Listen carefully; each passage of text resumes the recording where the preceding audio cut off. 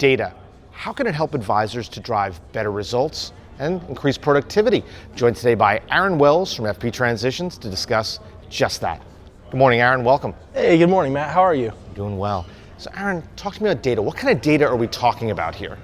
Data in all shapes and sizes. FP Transitions is pretty unique in this industry because we have a stable of a database of over 15,000 independent financial advisory practices, and that's just on the practice management side. Our transactions database is an additional 1,500 to 2,000 on top of that. So, we're in the data all the time. We're playing in the data and using that to extrapolate insights to help advisors grow their business, and that can be anything from the qualitative side of data to do you do multi-generational planning? Do you know your clients' kids? To the quantitative side, what people think of like revenue growth rate, profitability metrics, and so on and so forth. One thing we really see advisors use benchmarking data to achieve is to understand their cost structure and how things like compensation, for example, really affect their revenue growth. I'm going to hold you on that piece of data for a second because I think compensation is so interesting.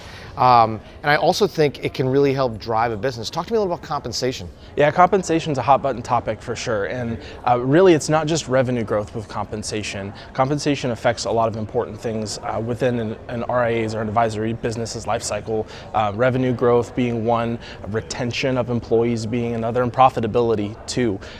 Compensation is it's an interesting balancing act because it's usually the largest single expense item on an advisor's P&L.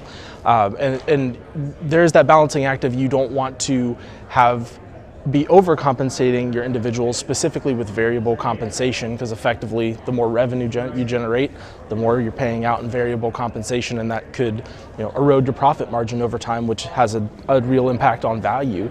But on the other end of the spectrum, you don't want to undercompensate your people, because then you run the risk of employee retention and stagnation of growth and operations. So it's a fine balancing act, and it really works differently for every firm. Each RIA really needs to understand what their unique situation is, use the data to help tell the story and understand where they're at relative to their peer group so they can make those strategic decisions. I think it's all about strategic decisions in this industry and how data can help to drive that too. So when you think about all these data points, how ultimately, where is it taking advisors next, and what's really on the horizon?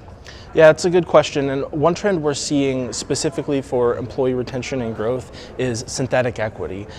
It's often cumbersome to implement. It's not a quick and easy thing. It can be a little bit expensive, but it's a good way to reward key employees for their role in developing the business. It's a great way to make sure that they stick around for the long term because they're tied directly to the performance of the business long term.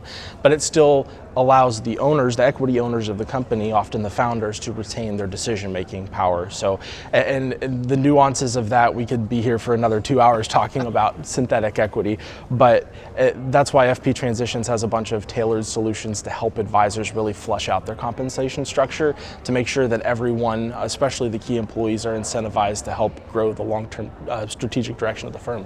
Armed with the power of data, so many possibilities. Aaron, thanks so much for joining us today. I appreciate the time, Matt. Good to see you. For Edge TV, I'm Matt Ackerman.